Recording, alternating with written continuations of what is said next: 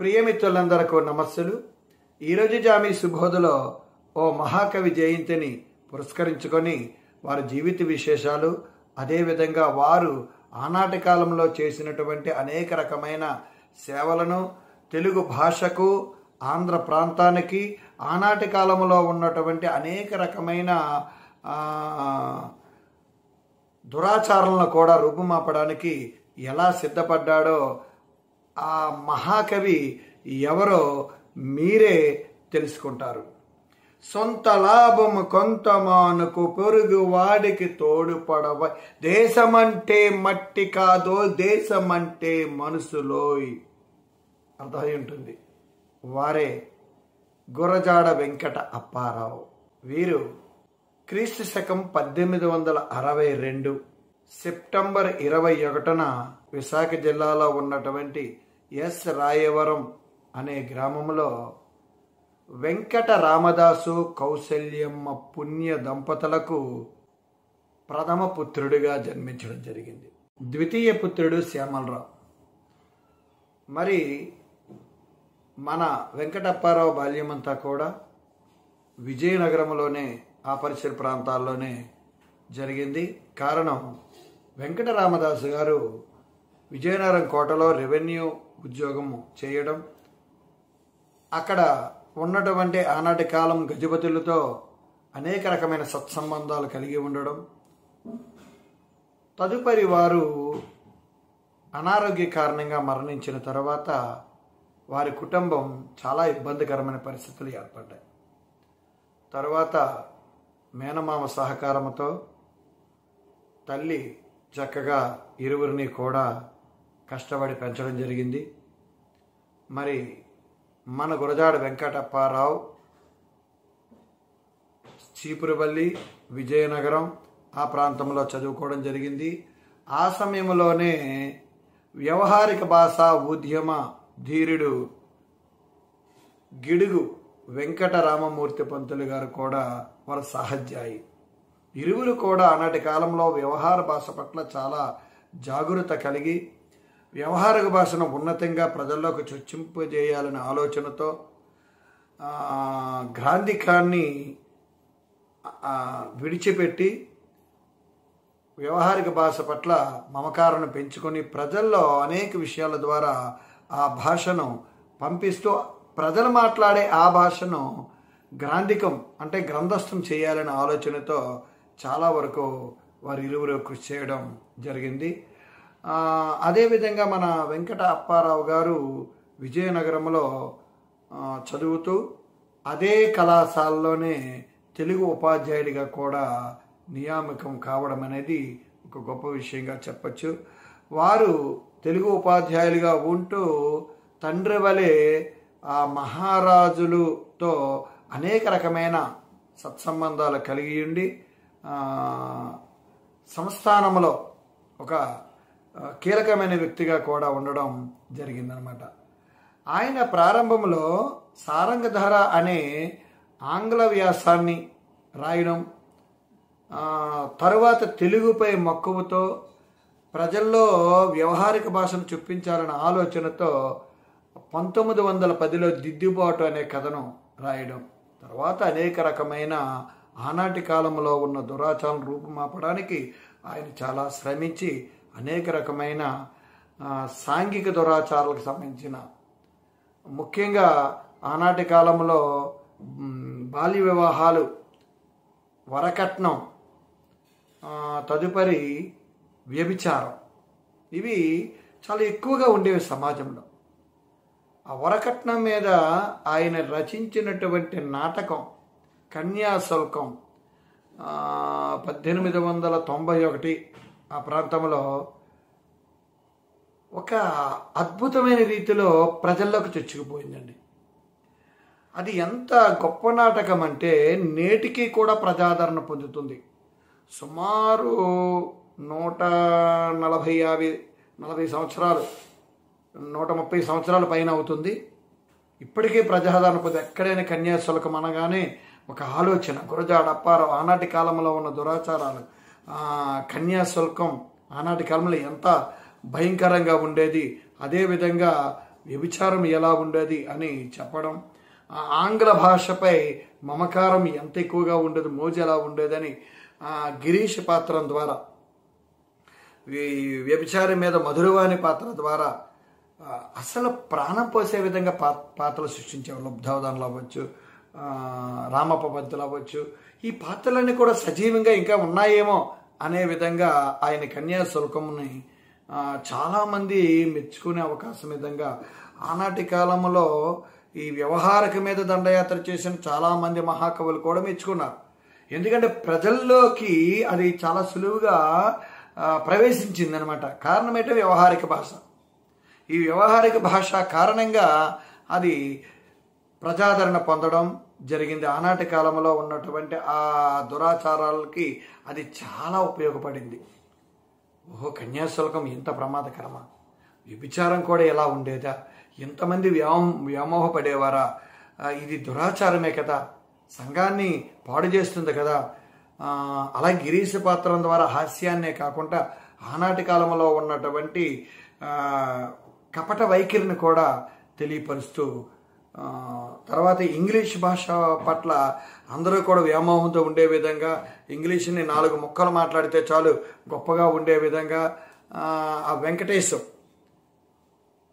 ఆ పాత్రను కూడా విద్యార్థిగా అందించడం, ఇవన్నీ కూడా కన్యాశుల్కంలో ఆనాటి కాలంలో ఉన్న దురాచారాల రూపాపడమే కాకుండా ప్రజల్లో ఒక రకమైన విప్లవాత్మకమైన భావాలు వచ్చే విధంగా, అభ్యుదయ భావాలు కలిగే విధంగా చేసింది.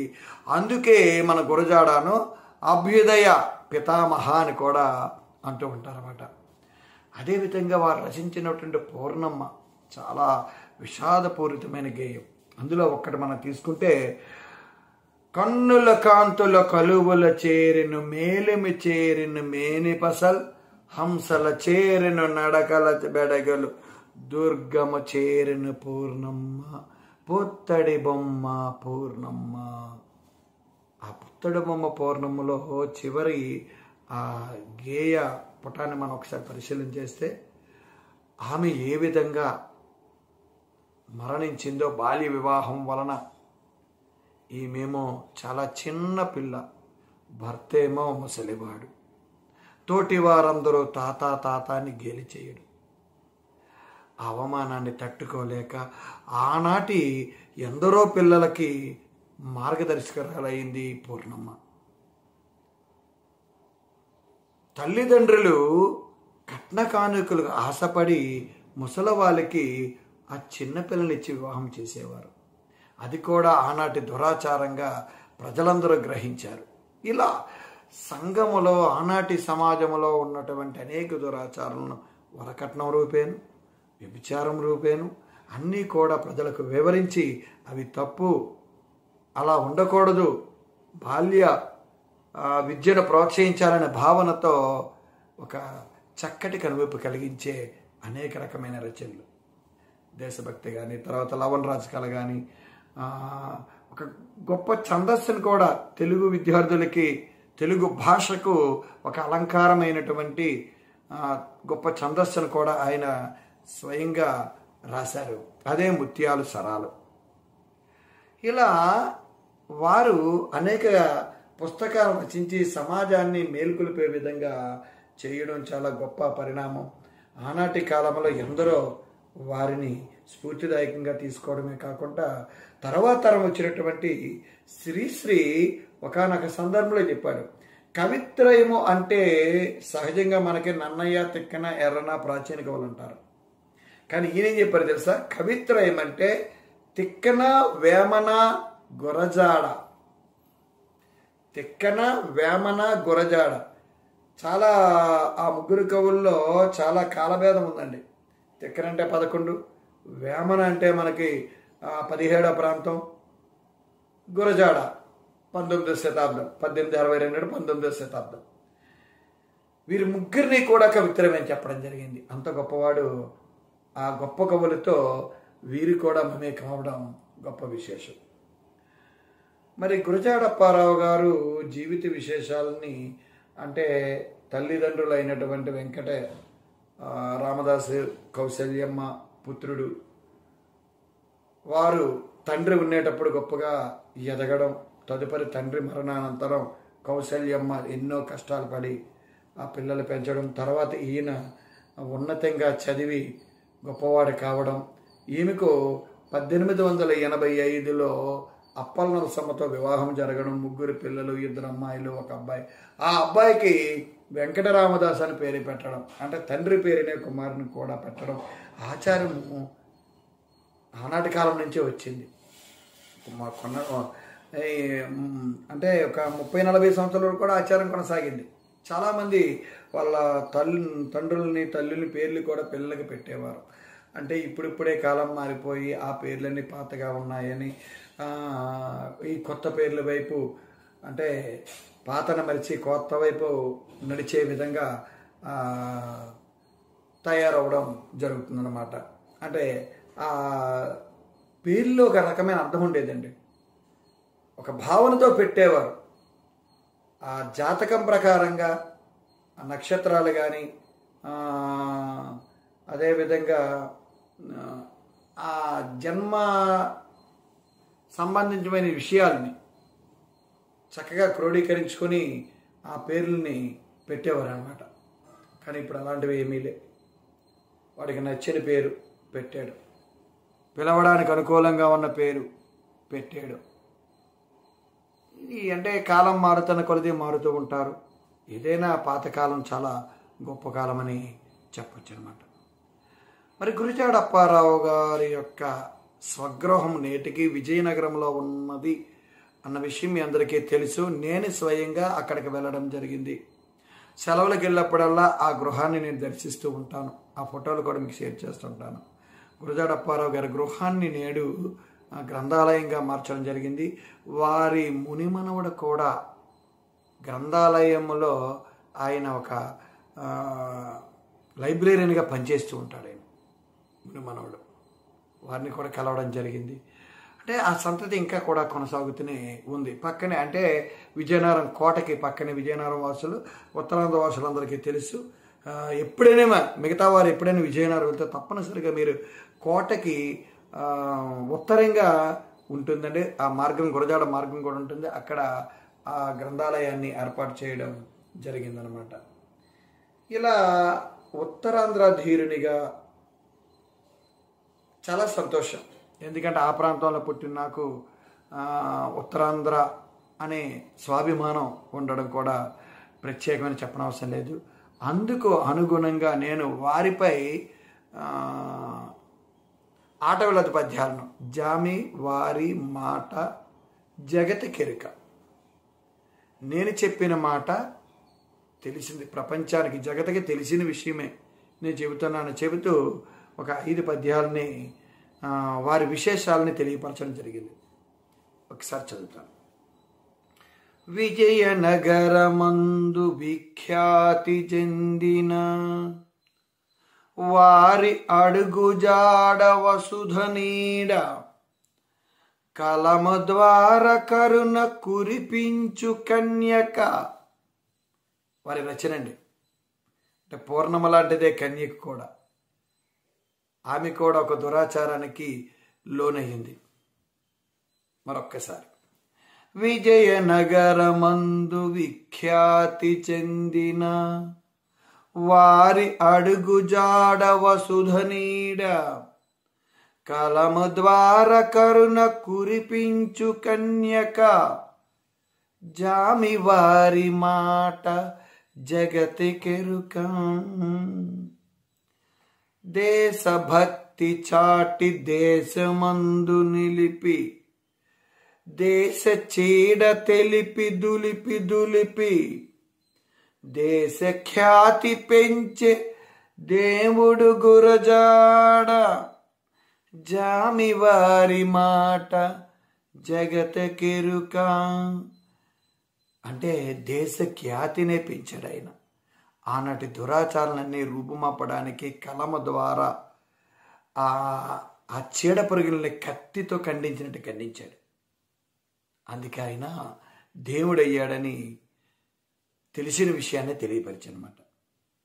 అందులో దేశభక్తి వారి గేయమది.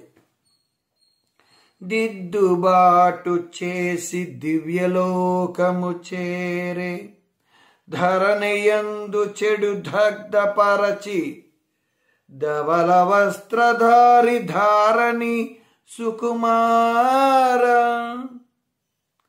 జామివారి మాట జగతికెరుక. దిద్దుబాటు మొట్టమొదటి కథానికండి ఇది. తెలుగులో వెలసిన మొట్టమొదటి కథానిక. దిద్దుబాటు చేసి దివ్య లోకము చేరే. మొత్తం సమాజాన్ని దిద్దుబాటు చేశాడు, దివ్య లోకాలకు వెళ్ళాడు. ధరణి యందు చెడు దగ్ధపరచి, ఈ భూమి మీద ఉన్న చెన్నంతా కూడా కాల్చేశాడు. ధవల వస్త్రధారి, నిత్యము తెల్లని వస్త్రాలు ధరించిన ధవల వస్త్రధారి ధారణి సుకుమార. ఈ ధరణకే ఒక సుకుమారుడైనటువంటి ఓ గురజాడ అని సంబోధిస్తూ, జామివారి మాట జగతికెరికి. ఇదంతా కూడా నేను చెప్పిన మాట కొత్తగా చెప్పలేదు, అది మీ అందరికీ తెలుసని చెప్పడం. కన్య శుల్క మంచు కన్యమన సెరిగి, బాల పెండ్లి ముసుకు బాపినావు, నీకు ఎవరి సాటి నికము గురజాడ. జామివారి మాట జగతికెరుక. జామివారి మాట జగతికెరుక. కన్యాశుల్కం, కన్యాశుల్కం అండి, కన్యకిచ్చే శుల్కము. ఇదే వరకట్నంగా తరువాత కాళ్ళకూరి నారాయణరావు గారు రాశారు. నేటికీ కొనసాగుతుంది వరకట్నం, వరునికిచ్చే కట్నం ఇప్పటికీ కొనసాగుతూనే ఉంది. ఆనాటి కాలంలో కన్యకు శుల్కమిచ్చి ముసలి వాళ్ళు కొనుక్కునే విధంగా ఉండేవారు.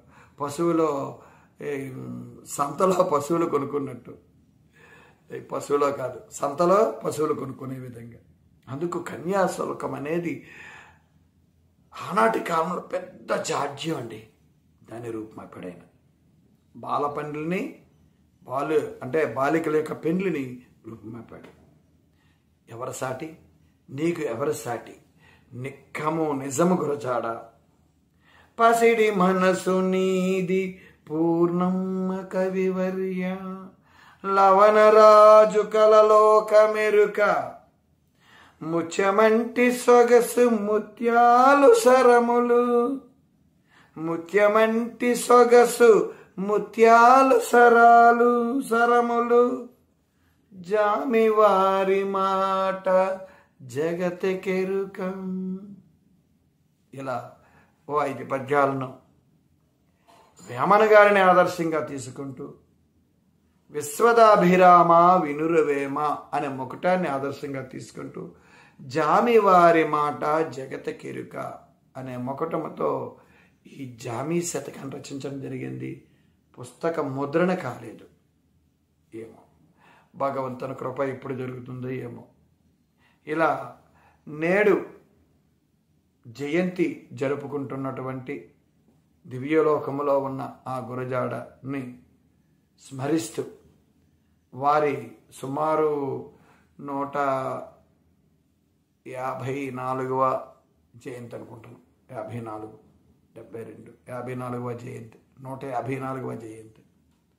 వారిని ఒకసారి స్మరిస్తూ, వారు ఆనాటి కాలంలో ఉన్న దురాచారులపై పిడుగు వేయడం, అదేవిధంగా ఉత్తరాంధ్ర పిడుగు గిడుగుకి సాయం అందించడం, వ్యవహారికమనందు వారిద్దరూ స్నేహితులు కావడం, ఆనాటి తెలుగు మాతకు ఇద్దరు 2 కళ్ళుగా ఉండడం, ఆ తెలుగును ప్రజల్లోకి చొప్పించే విధంగా గ్రాంధికాన్ని, అంటే గ్రాంధికం ఏలుతున్నటువంటి రోజుల్లో పండితులకే అర్థమయ్యే రీతిలో ఉన్నటువంటి గ్రాంధికాన్ని విడిచిపెట్టి ప్రజలందరికీ కూడా గ్రంథాలు, ఈ పుస్తకాలని అర్థం కాని ఉద్దేశంతో వ్యవహారికంలోనే రాయడం జరిగింది. కన్యాశుల్కం ప్రజల్లోకి చొచ్చిపోవడానికి ప్రధాన కారణం వ్యవహారిక భాషలో ముఖ్యంగా ఉత్తరాంధ్ర యాసలో రాయడం జరిగిందనమాట. అది అక్కడ గొప్ప విషయం. ఈ విధంగా గురజాడవారు తెలుగు భాషకు, తెలుగు ప్రజలకు, తెలుగు తల్లికి విశేషమైన సేవలు చేసి చాలా తక్కువ కాలంలోనే 53 సంవత్సరాలకే 1915 నవంబర్ 30న వారి లోకాల్ని విడిచి వెళ్ళిపోవడం, వారిలో అంటే వారి నడిచే దారిలో వారు ఉన్నటువంటి అది నేటికి భర్తీ కాలేదని చెప్పచ్చు. అంటే వారికి బదులు వేరొక కవి ఆ స్థానాన్ని భర్తీ చేయలేదని ఖచ్చితంగా చెప్పచ్చు అన్నమాట. కాబట్టి ఈ సందర్భంగా గురజాడ వారిని స్మరించుకోవడం, గురజాడ వారి యొక్క గొప్పతనాన్ని, గురజాడ వారు ఆనాటి కాలంలో చేసిన సామాజిక సేవను, నేడు కూడా ఉన్నటువంటి కొన్ని ఈ దురాచారం రూపుమాపడానికి ఉపయోగపడుతుందని, కులమత భేదాలు విస్మరిస్తూ అందరూ కూడా వసుదైక కుటుంబంలో జీవిస్తారని ఈ సందర్భంగా కోరుకుంటూ మరొక్కసారి అందరికీ గురజాడ అప్పారావు జయంతి శుభాకాంక్షలు తెలియజేస్తూ, వారు ఎక్కడున్నా వారి ఆశీస్సులు మన తెలుగు వారందరిపైనే కాకుండా భారతీయులందరిపై కూడా వారి ఆశీస్సులు అందివ్వాలని ఈ సందర్భంగా కోరుకుంటూ విరమించుకుంటున్నాను. మీ మిత్రుడు జామి సత్యనారాయణ.